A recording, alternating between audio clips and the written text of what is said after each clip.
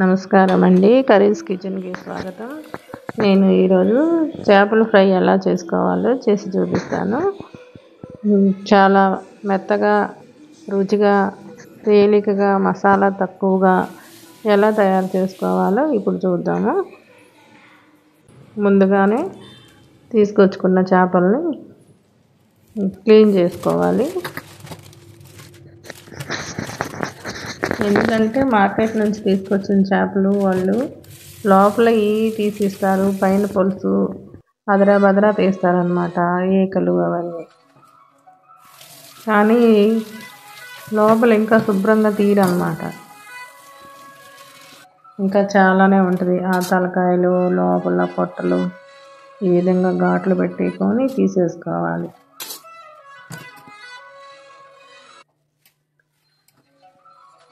దీనిలో కొన్ని పనికొచ్చేవి ఉన్నాయి, అందుకే పక్కన పెట్టేస్తున్నాను. ఎందుకంటే ఈ చేపలను క్లీన్ చేయడం అయిపోయాక దాన్ని క్లీన్ చేస్తాను అన్నమాట.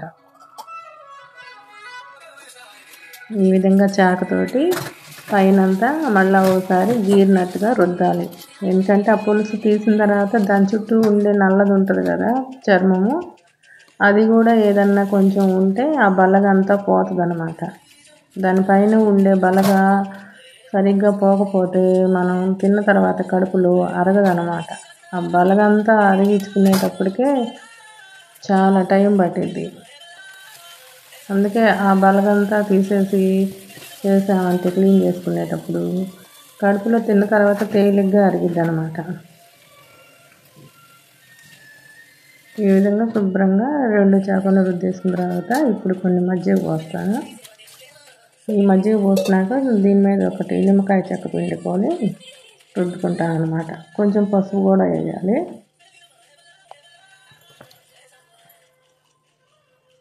ఈ విధంగా పసుపు చేపలకి బాగా పట్టిస్తే ఆ నీసు వాసన అనేది ఉండదన్నమాట.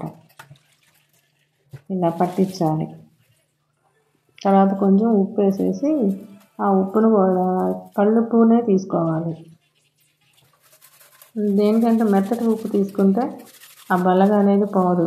ఇప్పుడు ఈ ఉప్పు, ఆ నిమ్మకాయ, ఆ పసుపు, మజ్జిగ ఇవన్నీ బాగా చేపకు పట్టించి ఈ కళ్ళుప్పుతో రుద్దుతూ ఉంటే ఆ బలగంతా పోయిద్ది అనమాట.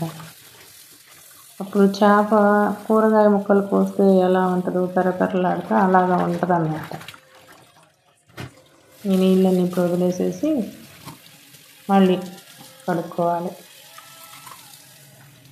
అంత పసుపు వేసి కడిగినా కానీ మళ్ళీ తెల్లగానే వచ్చింది. ఎందుకంటే ఉప్పు, నిమ్మకాయ వాడాం కదా మజ్జిగలో, అందువల్ల.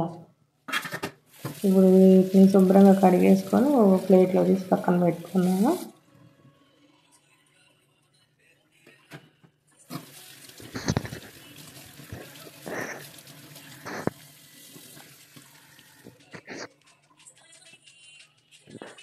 ఈ విధంగా పక్కన పెట్టేసుకున్న తర్వాత లోపల నుంచి ఏవైతే బయటకు తీసానో వాటిల్లో కొన్ని పనికొచ్చేవి ఉన్నాయి కదా, వాటిని తీసి క్లీన్ చేసుకోవాలి.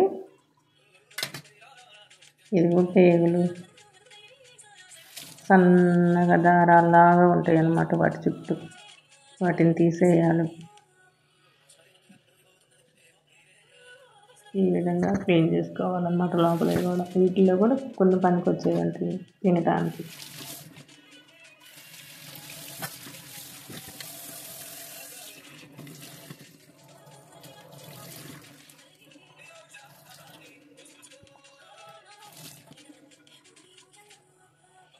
వీటిని కూడా ఈ ప్లేట్లో పెట్టేసుకోవాలంటాను. ఇప్పుడు ఈ వేస్ట్ అంతా ఈ ప్లేట్లో తీసేసి ఈ సింక్ క్లీన్ చేసుకొని పక్కన పెట్టుకుంటాను చేపలని. ఇప్పుడు వీటికి మసాలాలు పట్టిస్తాను అన్నమాట. మసాలా అంటే అతిగా లేదండి, మసాలా కొంచెం తేలిగ్గా ఘాట్లు పెట్టేసుకొని ముందు, అంటే మనం పెట్టిన ఆ మసాలా ఏదైతే ఉందో ఆ ఘాట్లలో నుంచి చేప మొత్తానికి పట్టాలన్నమాట. ఈ విధంగా ఘాట్లు పెట్టుకోవాలి, 2 వైపులా పెట్టుకోవాలి.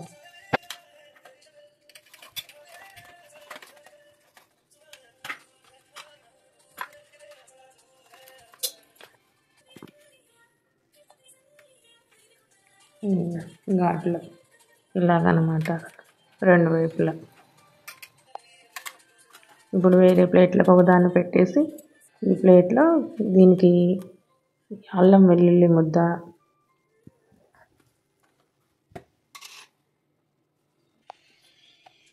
కొంచెం పసుపు, కారం,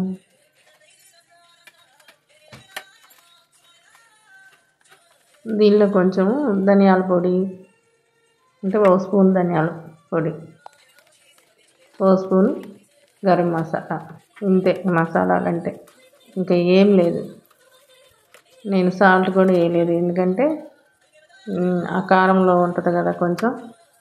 మళ్ళనేమో అల్లం వెల్లుల్లి ముద్ద నిలవ ఉండటానికని దానిలో కొంచెం ఉప్పు వేసి రెడీ చేసి పెట్టుకున్నాను అనమాట. ఇప్పుడు ఆ అల్లం వెల్లుల్లిలో ఉన్న ఉప్పు, ఈ కారంలో ఉన్న ఉప్పు సరిపోయిద్ది. ఇంకా మళ్ళీ వేరే వేయాల్సిన పని లేదనమాట దీనికి. అంటే అల్లం వెల్లుల్లి అప్పటికప్పుడు తయారు చేసుకుంటే మాత్రం మళ్ళీ వేసుకోవాలి. కారం కాకుండా ఎక్స్ట్రా వేసే ఉప్పుని అల్లం వెల్లుల్లిలో వాడాను అనమాట నేను, అందువల్ల వేయలేదు. ఇప్పుడు లోపల శుభ్రం చేసుకునేవి ఉన్నాయి కదా, వాటిని కూడా ఈ మసాలాతో కలిపేసి చేపలో పెట్టేస్తున్నా.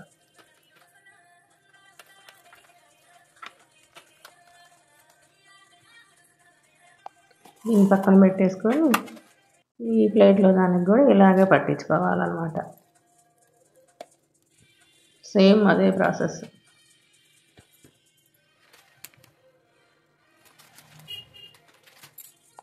కాకపోతే నాకు స్పూన్తో వేసినా కానీ మళ్ళీ అది చేతిలో తీసుకొని వేస్తేనే నాకు పని చేసినట్టు అనిపిస్తుంది. అందుకని నేను స్పూన్తో కొలతగా వేసినా కానీ మళ్ళీ చేతితో తీసుకొని కలుపుకొని పెట్టుకుంటాను.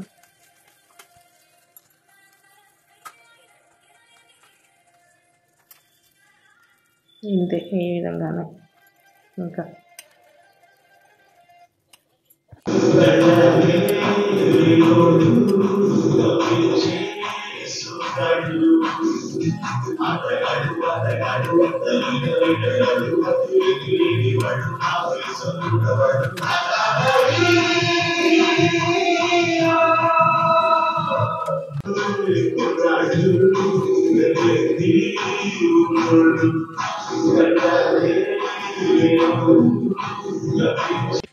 ఈ విధంగా కలుపుకున్న దాన్ని ఒక గంట ఫ్రిడ్జ్లో పెట్టేసుకోవాలి. ఎందుకంటే ఇదంతా మసాలా ఈ చేపలకి బాగా పట్టాలి కదా. ఈ గంట అయిపోయింది, తీసేసి ఇక దీన్ని ఒకదాన్ని ఓవెన్లో పెట్టి ఫ్రై చేస్తానన్నమాట. ఇంకో దాన్ని ఎలా చేస్తానో తర్వాత చూపిస్తాను.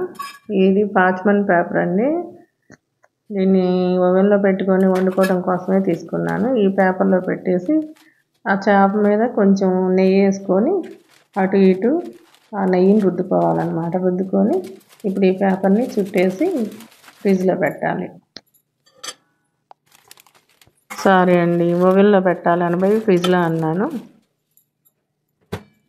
ఈ ఓవెన్లో పెట్టేసుకున్న తర్వాత మైక్రో ఉంది కదా, మైక్రోని ఆన్ చేసుకోవాలన్నమాట.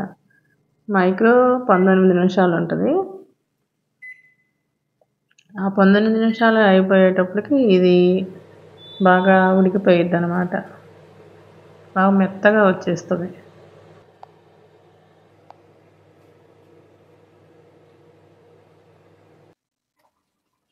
అయిపోయింది. ఇక దీన్ని తీద్దాం, కాలుతుంది. పట్టుకరతో పట్టుకొని బయటకు తీద్దాము. ఈ విధంగా పట్టుకరతో తీయాలన్నమాట. ఇప్పుడు చూద్దాం దీన్ని, ఎంత బాగా ఉడికిందో మెత్తగా.